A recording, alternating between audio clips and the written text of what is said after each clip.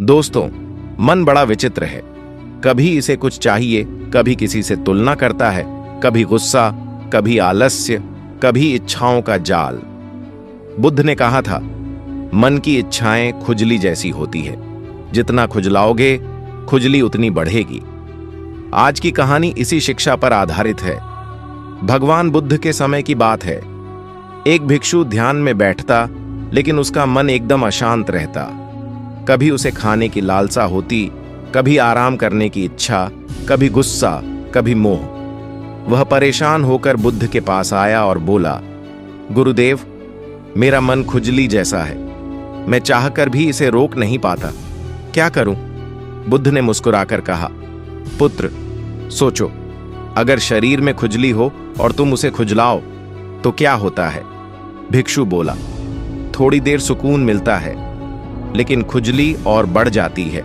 बुद्ध ने कहा, बिल्कुल वैसे ही मन की इच्छाएं हैं। इच्छा उठती है, तुम उसे पूरा करते हो, थोड़ी देर सुख मिलता है, लेकिन मन और अधिक चाहता है।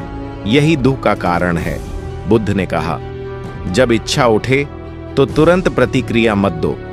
जैसे खुजली को देख सकते हो, वैसे ही इच्छा को देखो। बस साक्षी बन जाओ।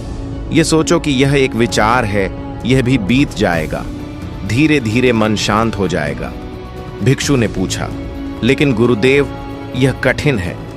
बुद्ध बोले, धैर्य का अभ्यास करो। जैसे कोई खुजली को सहन करना सीख ले, वैसे ही मन की ख्वाहिशों को सहन करना सीखो। समय के साथ इच्छा अपनी ताकत खो देती है। बुद्ध ने आगे कहा, जब मन बेचैन हो तो श्वास पर ध्यान केंद्रित करो। गहरी सांस अंदर लो, धीरे धीरे बाहर छोड़ो। ये ऐसा है जैसे आग पर पानी डालना। मन की उत्तेजना ठंडी पड़ जाती है। बुद्ध ने समझाया, हर सुख, हर दुख, हर इच्छा अस्थाई है। यह भी बदल जाएगा। इस सत्य को याद रखो।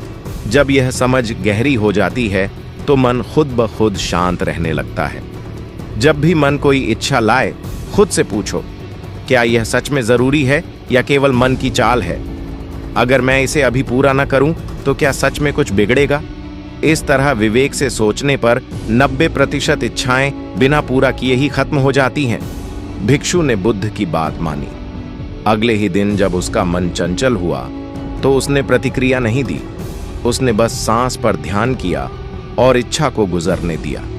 धीरे धीरे उसका मन शांत हुआ और ध्यान गहरा होने लगा। बुद्ध ने कहा, याद रखो पुत्र, मन खुजली की तरह है। जितना उसे खुजलाओगे उतना बढ़ेगा। लेकिन यदि तुम धैर्य, ध्यान और विवेक से उसे देखोगे तो मन स्वयं शांत हो जाएगा।